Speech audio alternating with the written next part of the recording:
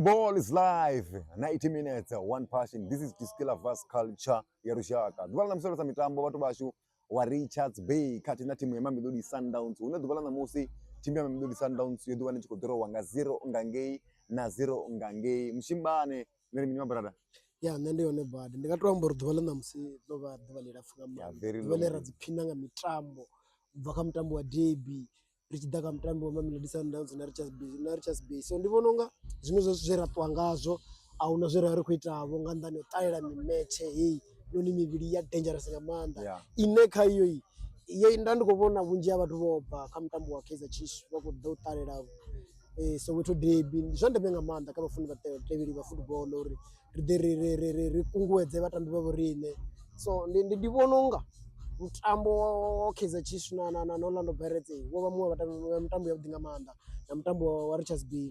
na timu ya Sundowns woba muwe mtambo ya Dingamanda. Ari kidumeka mtambo wa Mamelodi Sundowns unezo zinara kutayira wale mabrada na wona mini kati Mamelodi Sundowns ine dwala na musi ngabe iko duwina yo ngabe diwine mtambo rachinga mbori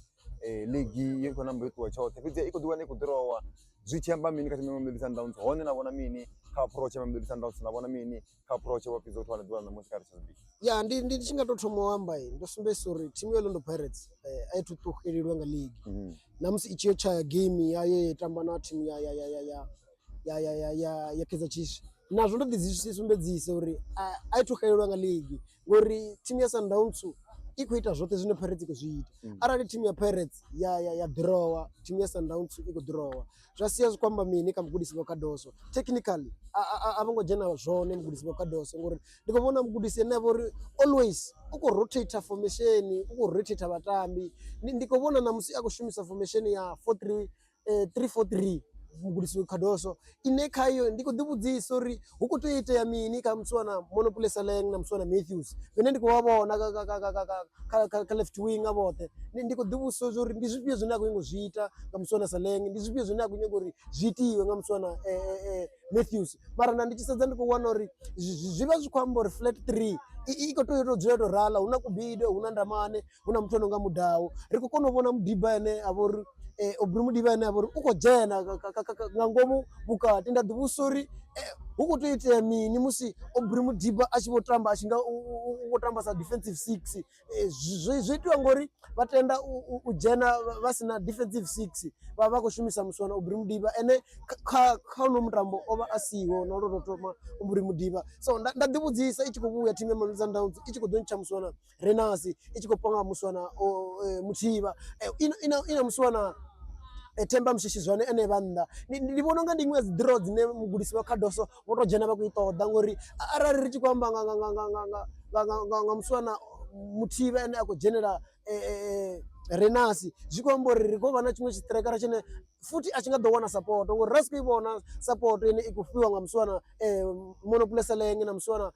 Matthews na muswana Tsikitsiki ngori ndivone vatu veve kuto uri va create chikhala vafe muswana Eken Renasi so ndichisedza ndivononga timu ya Mamelodi Sundowns yo jena ine ichikudivudzori ido draw no mutambo ndosedza approach yayo ndichingakoda mugudisi vopapi veva jena vone vane vodivudzori ubvavo rine ndi counter attack how many chances Richards Bay yadzimisa yofuna timu ya Richards yokuonana na maximum point ndi timu yevofuna yokuvanganya 3 point dzote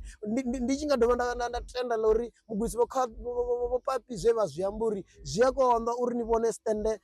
zvodadziwa nga vateveri uri nidobva zvizvese zvikombori tikedzo nevekuiwana ubva kavateveri vafuni va Richards Bay ive ikulonesa rune navo avativi va disappointa so ndingamburi good approach yemugudisi vopapi lweva jena voivara timu ya Sundowns ine nayo ine yototenda ifa Richards Bay yono mutambo ngodiwana ene ichikojena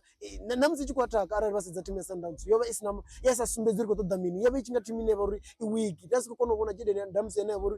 ukokonodia through passes usvikira uchintroduce muswana Mukwena wena ye Mukwena ndanichisedze 5 minutes yototawa majena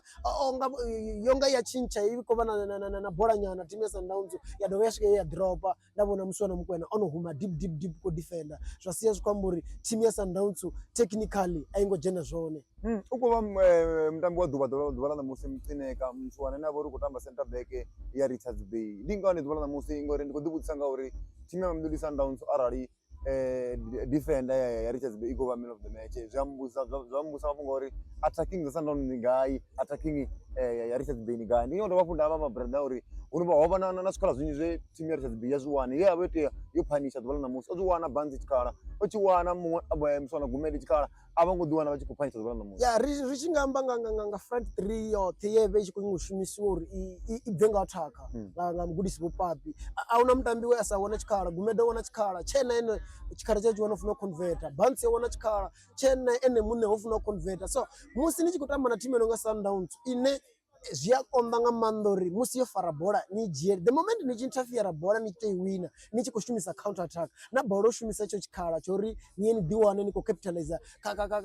counter attack ya veini zvisiye zvikwambori zvidondurera nga mandori ni kore team ya Sundowns ngeno team ya Sundowns ndimwe team yene